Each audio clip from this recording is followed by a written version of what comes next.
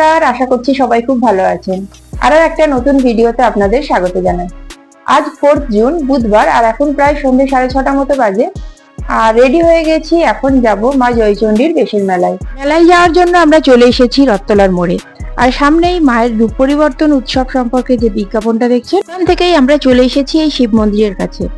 বহু প্রাচীন এই শিব মন্দিরটা অন্যান্য সময় গাছের জঙ্গলের মধ্যেই থাকে, তবে এই বিশেষ তিথি উপলক্ষে এখন কিছুটা পরিষ্কার করা হয়েছে। সামনে এগিয়ে গেছে মা আর শানু, আর 2-3 মিনিটের মধ্যেই আমরা মন্দিরে পৌঁছে যাব। আর জয়নগর স্টেশন থেকে যদি কেউ এই মন্দিরে আসতে চান, তাহলে 2 নম্বর প্ল্যাটফর্ম থেকে মাত্র 15-20 মিনিটের মধ্যেই হেঁটে আপনারা এই মন্দিরে চলে আসতে পারবেন। মন্দিরের ঠিক আগেই আছে এই রামহরি মঠটা। এই মঠের ভিতর দিকে আগে একটা শিব মন্দির ছিল, কিন্তু এখন অন্ধকারের জন্য বোঝা যাচ্ছে না।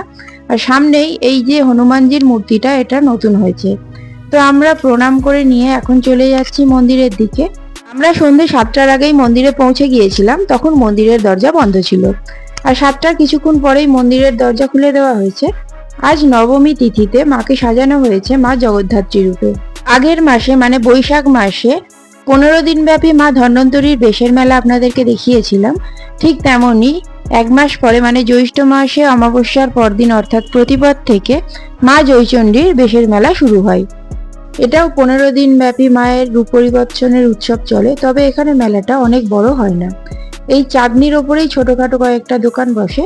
আর এখানেও এই 15 দিনের 15টা রূপ পরিবর্তন আপনারা জুম করে দেখে নিতে পারেন।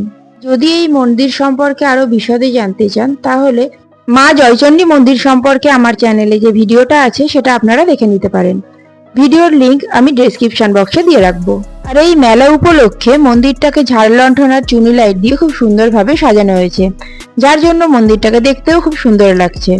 এখানকার মেলাটা একদমই ছোট্ট হয়, তাই চাঁদনির ওপরেই কয়েকটা খেলনার দোকান আর এই তেলে ভাজা ফুচকার দোকানগুলো বসেছে। এছাড়া ছোটদের জন্য কিছু রাইডসও এসছে এই বছর। মায়ের আবির্ভাব দিবস উপলক্ষে হয় এই মেলাটা আপনাদের কেমন লাগলো অবশ্যই কমেন্ট করে জানাবেন। ভালো লাগলে লাইক করে দেবেন। তাহলে এখানে ভিডিওটা শেষ করছি, দেখা হবে খুব তাড়াতাড়ি নতুন একটা ভিডিওতে।